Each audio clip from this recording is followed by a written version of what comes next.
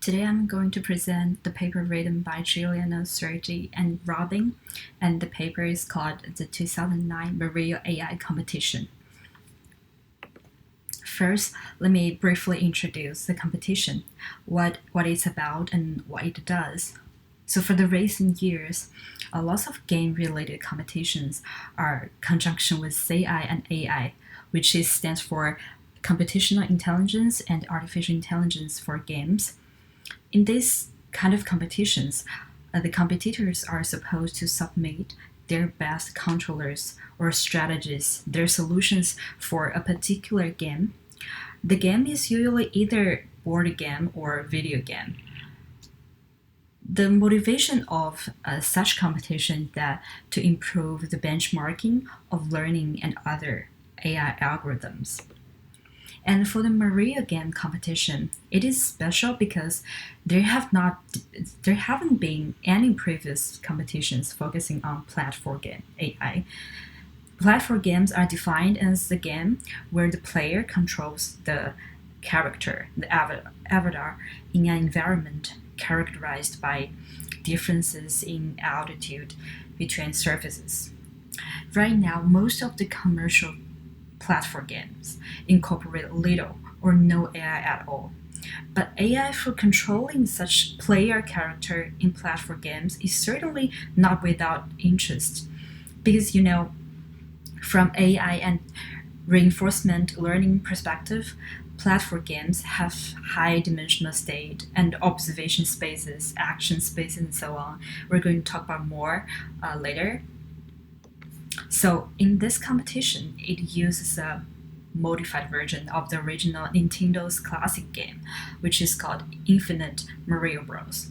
And we all know that the main goal of this game is quite easy actually, it's just to get to the end of the level. And all the other goals, like collecting coins as many as possible, finishing the level as fast as possible, collecting the highest score, or killing the enemies as many as possible. So, the two important features of this Infinite Mario Bros. Are automatic level generation and AI challenges. The automatic level generation is that every time a new game is started, levels will be randomly generated, as well as parameters such as blocks, gaps, and opponents, and so on. The challenges for AI, as we talked earlier, since the Mario game has rich and high dimensional environment representations. So, if you think about it, the Mario, the character itself, it has so many actions to do, and depends on the environment, and if there an enemy in front of it, or if there are coins right above it or in front of it that are yet to collect. So the action space is quite large actually. For example, in order to complete a very simple Mario level, it might be enough to keep walking right and jumping whenever there is something immediately in front of Mario. But if the task is getting more complicated, like in order to complete the same level while collecting as many as possible of the coins, it surely demands some other planning skills, right? So when the player plays a game, the view often includes dozens of objects, such as break blocks, enemies, and so on.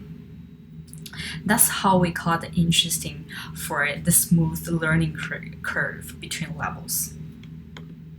In order to make it easier for the competitors, the organizers, and construct an API that will enable it to be easily interfaced to the competitor's controllers. This image shows the size and the sensor grade. For each grid cell, the controller can choose any of this method right here, which will return an integer value representing what occupies that part of the environment. For example, if we take the method of this block, this grid, it will return it is a coin, and for this it will return it is a part of the block, the break block.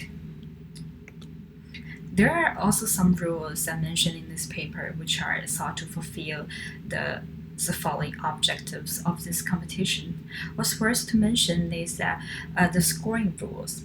In this competition, all of the candidates controllers are running through 10 levels of the increasing difficulty and using the total distance traveled on these levels and the score. Now I'm going to talk about the controllers that were submitted to the competition. For the winner controller, I will go into more details for the others. However, because of the time limit, I will just go briefly. If you are interested in these controllers, please check the paper. The winner controller is submitted by the Robin Bockardon. It is implemented by A-star algorithms. As we all know, A-star algorithm, search algorithm, is a well-known, and it's simple and it's fast to find the shortest path, which we say should be perfect for the Mario competition. The implementation process are as following. For the first process, building a physics simulation including world states and object movement, the competitor can just do that by simply copying the entire physics engine from the API to the controller. The competitors can simulate the environment easily. And for the step 2 right here, using the simulation in A-star planning algorithm, we have to define what a node and a neighbor of the node is, which nodes are goal nodes, and how the heuristic function estimates the remaining distance. These two figures are illustration for typical scenario. This Mario actions consists of combinations of movements, such as say left jump, and duck, fire, right. The best node in the previous simulation step is inaccessible because it contains an obstacle, let's say. Thus, the next best node is chosen, which results in a jump over the obstacle. The search process continues by generating all possible neighbor nodes. The speed of the Mario and the current node distorts the position of all the following nodes. And right here, the second image is a visualization of the future path considered by the A-star controller. Each red line right here shows a possible future trajectory of Mario, taking the dynamic nature of the world into account. The last step of the variable optimization, while the A-star search algorithm is quite solid and guaranteeing optimality, certain restrictions needed to put on execution time to stay within the allowed, let's say, 40 milliseconds for each game update. These restrictions will likely lead to a non-optimal solution, so careful testing has to be undertaken to ensure that the search terminates. Of course, there are more other controllers which adopt a different method besides A-star. Because of the time, I'm not going to talk about them. Let's jump to the result of the competition.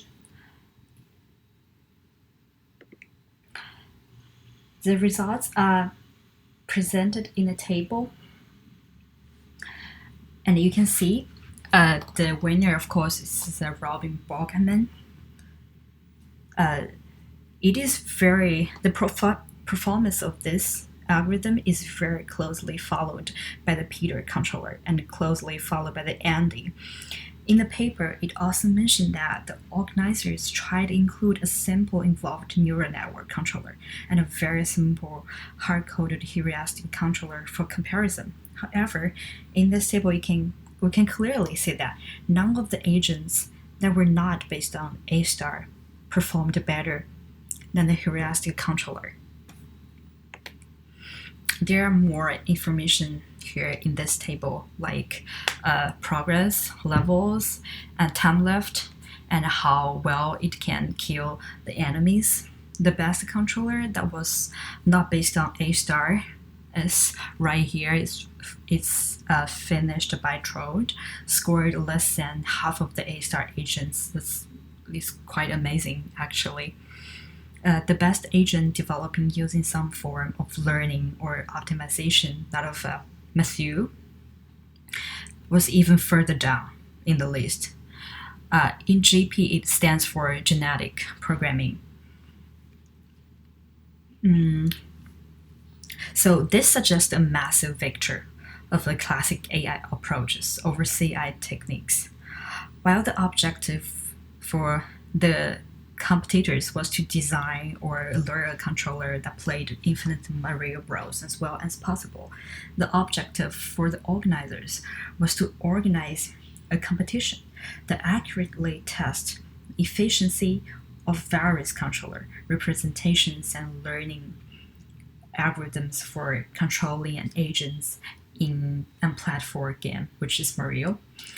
And by far, the most surprising outcome of this competition was how well the A-star based controllers performed compared to all the other controller architectures, including controllers based on learning algorithms.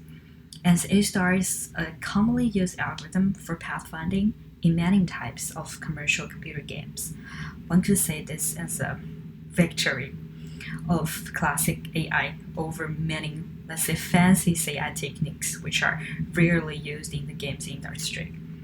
According to the paper, all the A-star based agents consume considerably more processing time when in front of vertical walls or obstacles or enemies, where most action sequences would not lead to the right end of the screen, suggesting that A-star would break down when faced with a dead end.